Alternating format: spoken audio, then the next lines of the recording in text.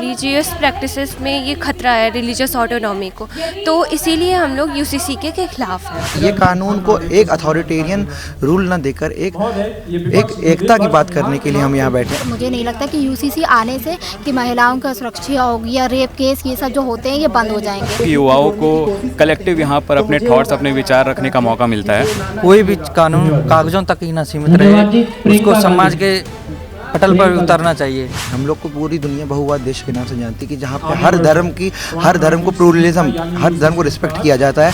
बच्चों के अंदर सही लोकतंत्र का भाव प्रस्तुत होता है, उनके जड़ें जमाता है, इसलिए ये कार्यक्रम आज का आयोजित किया जा रहा है।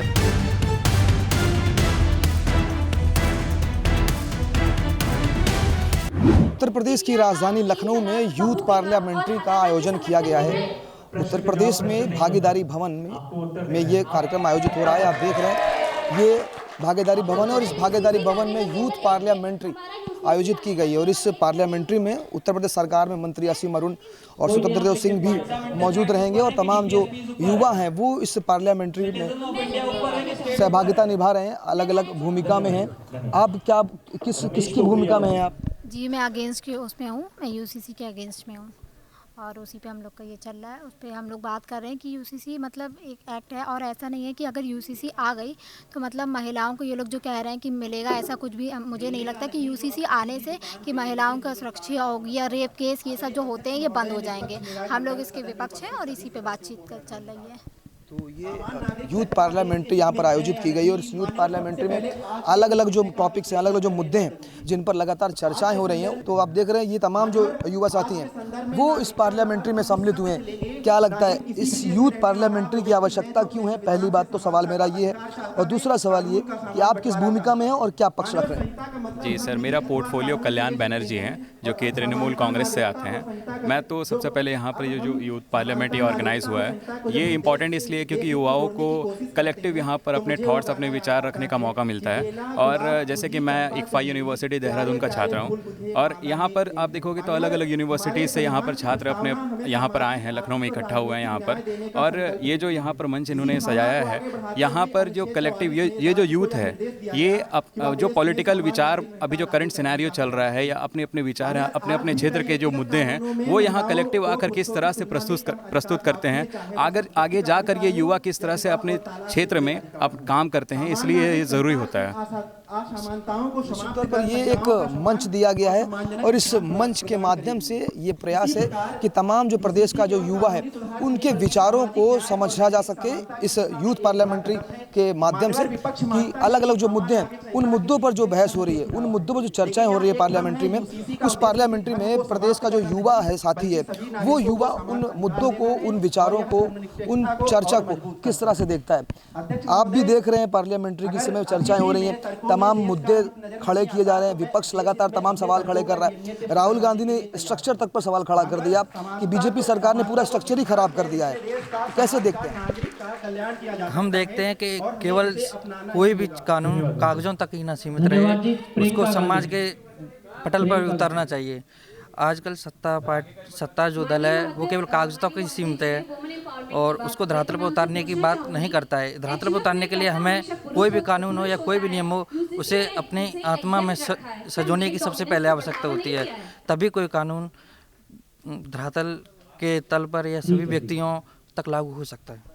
ये भागीदारी भवन है और इस भागीदारी भवन में ये पूरा यूथ पार्लियामेंट्री है आयोजित की जा रही है और डायस भी बनाई गई है। उस डायस में देख रहे हैं तमाम जो लोग हैं वो यहाँ पर हैं और पक्ष और विपक्ष दोनों ही भूमिका निभाने वाले तमाम जो पॉलिटिकल सिनेरियो के जो लोग हैं वो यहाँ पर हैं। आप देख रहे हैं अरविंद केजरीवाल का यहाँ पर पॉम्पलेट है और डिम्पल यादव भी हैं। डिम्पल यादव आप हैं, तो मैं डिम्पल यादव से समझना चाहूँगा कि आज डिम्पल यादव किस मुद्दे को लेकर यूथ पार्लियामेंट्री में चर्चा करने वाली? यूथ पार्लियामेंट में आए हैं कि यूसीसी के ख़िलाफ़ है क्योंकि ये बहुत सारे जो भी ट्राइबल्स हैं उनके राइट्स का हनन करते हैं और सर रिलीजियस प्रैक्टिसेस में ये खतरा है रिलीजियस ऑटोनॉमी को, तो इसीलिए हम लोग यूसीसी के ख़िलाफ़ हैं।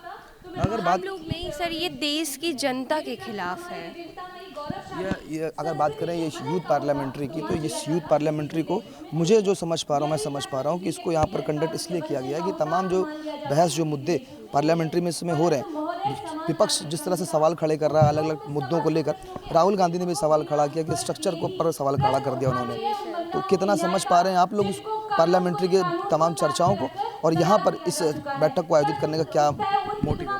सर देखिए, हमारी सत्ता पक्ष कहती है कि यूसीसी महिलाओं के लिए है, तो सर मैं ये बताती हूँ कि महिलाओं के राइट्स पहले से भी कॉन्स्टिट्यूशन में प्रिजर्व हैं, तो हम पर्सनल लॉ में अमेंडमेंट कर सकते हैं, और सर जो पर्सनल लॉ में रिफॉर्म्स हैं उनको कर सकते हैं। सर किसी भी समाज में सुधार धीरे धीरे आता है। सर जैसे सती प्रथा और पर्दा प्रथा भी हटाई गई, इसके लिए भी संघर्ष करना पड़ा।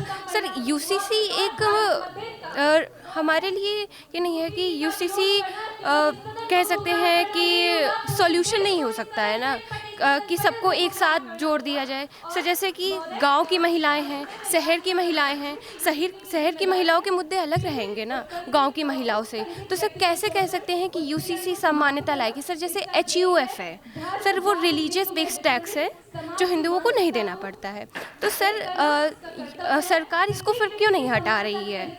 तो क्या सर सेलेक्टिव रिफॉर्म आ रहा है, सेलेक्टिव यूनिफॉर्मिटी आ रही है? सर आए तो पूरी चीज़ों के लिए आए। और सर जैसे कह रहे हैं उत्तराखंड पहला देश बना जो यूसीसी लाया, तो सर उत्तराखंड में 3% सिर्फ ट्राइबल्स कम्युनिटीज़ हैं, तो 3% ट्राइबल कम्युनिटीज़ के रिपोर्ट्स BNB LLP रजिस्टर्ड करती है कि उनके जो राइट्स हैं, उनके जो परंपरा है यूसीसी से खतरे में है। तो देख रहे हैं आप, ये यूथ पार्लियामेंट्री है जो उत्तर प्रदेश की राजधानी लखनऊ के भागीदारी भवन में आयोजित की गई है, और लगातार जो तमाम जो मुद्दे, जो बातें, जो चर्चाएं इस समय पार्लियामेंट्री में हो रही हैं पक्ष और विपक्ष की तरफ से, उन बातों को, उन मुद्दों को युवा कितना समझ पा रहा है, और युवा अपनी क्या प्रतिक्रियाएं देता है उस पर, उसकी क्या अपनी सोच है, क्या समझ है, उसको हम समझना चाहेंगे। आदित्य ठाकरे भी यहाँ पर मौजूद है, इनसे भी हम समझेंगे आदित्य ठाकरे का क्या मुद्दा है इस बार यूथ पार्लियामेंट्री में। आदित्य ठाकरे क्या मुद्दा लेकर आए? सर हमारा मुद्दा यही है कि यूसीसी जो टॉपिक है उसमें हम लोगों को ट्राइबल्स हो गए, हम लोगों के जो लोग एक्सक्लूडेड है, क्योंकि देश हम लोग का आर्टिकल 1 बताता है कि India relies on the essence of union of India. हम लोग बहुत सारे लोगों से मिलकर एक भारत बनाए। पंडित जवाहरलाल नेहरू सर का कहना था कि इंडिया की strength lies in the diversity, India की डाइवर्सिटी पे हमारी स्ट्रेंथ लाई करती है, हमारा कल्चर ही डाइवर्स पे रिलाई करता है। हम लोग जाने ही जाते हैं कि हम लोग इंडिया पूरी दुनिया में फेमस है इसलिए कि हम लोग बहुवाद देश हैं। हम लोग को पूरी दुनिया बहुवाद देश के नाम से जानती है कि जहाँ पे हर धर्म को प्लूरलिज्म, हर धर्म को रिस्पेक्ट किया जाता है, वासुदेव कुटुंबकम कहा जाता है। तो हम लोगों को यही चीज़ कहना है कि ये कानून को एक अथॉरिटेरियन रूल ना देकर एक एकता की बात करने के लिए हम यहाँ बैठे हैं। LGBT जैसे आज तक बीजेपी ने अभी तक ड्राफ्ट एक नहीं दिया यूसीसी का, आज तक ड्राफ्ट नहीं दिया, लागू कर दिया लेकिन ड्राफ्ट नहीं आया इनका। ऊपर से उसमें अगर बात करें तो इन्होंने कभी LGBT पे बात नहीं की है, ट्राइबल्स पे बात नहीं की है। तो उसमें हम लोग का यही उत्तराखंड में लागू हो गया, गुजरात पे लागू हो गया, लेकिन उसका फ्रेमवर्क क्या है, ब्लूप्रिंट क्या है, कुछ रोड मैप क्या है, इनका कुछ वो नहीं। तो उस पर पूरा बात करनी है। युवा जागरूक हो रहा है, ये नया भारत है, नया भारत विकास भी करेगा और देश को नया ताकतवर भी बनाएगा।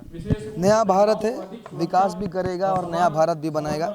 क्या सवाल है आपका? सर मेरा सवाल नहीं है, कि मेरा पॉइंट ये है कि अगर समाज में क्रूरतियाँ हैं तो वो धीरे धीरे सही होंगी। और सर जैसे कि बोलते हैं बेटियों के राइट्स के, तो सुप्रीम कोर्ट ने ये ऑर्डर दिया था कि हिंदू सक्सेशन एक्ट 2005 में अमेंड किया था, जिसमें बेटियों को भी पैतृक संपत्ति का अधिकार है। तो सर हम पर्सनल लॉ में रिफॉर्म करके चीज़ों को सही किया जा सकता है, ना कि यूसीसी जैसा वोट पाने के लिए ये बस यूसीसी आ रही है। उत्तर प्रदेश की राजधानी लखनऊ के भागीदारी भवन में आज पार्लियामेंट्री आयोजित की गई, और इस पार्लियामेंट्री में तमाम उत्तर प्रदेश के जो युवा हैं वो इस पार्लियामेंट्री में शामिल हुए हैं, और साथ ही साथ मंत्री असीम अरुण भी शामिल हैं। हम बात करेंगे सर, ये पार्लियामेंट्री कंडक्ट की गई है, क्या आवश्यकता है इस पार्लियामेंट्री को इस तरह से कंडक्ट करने की? ये बहुत ही ज़रूरी है और बहुत सुंदर व्यवस्था है, जिसमें हम अपने युवाओं को, कॉलेज में, स्कूल में पढ़ने वाले बच्चियों को एक अनुभव देते हैं कि किस प्रकार लोकसभा या विधानसभा या कोई भी लोकतांत्रिक सदन काम कर रहा है। जैसे कि हम देख रहे हैं बच्चे तैयारी करके आए हैं, कुछ बहुत अच्छी तैयारी करके आए हैं, कुछ कम भी तैयारी करके आए हैं, लेकिन विषय के ऊपर कैसे अपनी बात को रखा जा सकता है यहाँ दिख रहा है। बच्चों के अंदर सही लोकतंत्र का भाव प्रस्तुत होता है, उनके जड़ें जमाता है, इसलिए ये कार्यक्रम आज का आयोजित किया जा रहा है यूथ पार्लियामेंट के नाम से। यूथ पार्लियामेंट्री में तमाम जो यूथ है वो अलग अलग भूमिका में हैं और अपने अपने विचारों को, अपने अपने मुद्दों को रख रहे हैं। और प्रदेश सरकार का ये प्रयास है कि तमाम जो मुद्दे विपक्ष उठा रहा है उन मुद्दों पर, उन चर्चा पर यूथ का क्या विचार है, यूथ की क्या सोच है, उसको समझने के लिए उत्तर प्रदेश की राजधानी लखनऊ में यूथ पार्लियामेंट्री का आयोजन किया गया है। शिवांशु के साथ मैं अनिकेत तिवारी, एशियन न्यूज़, लखनऊ।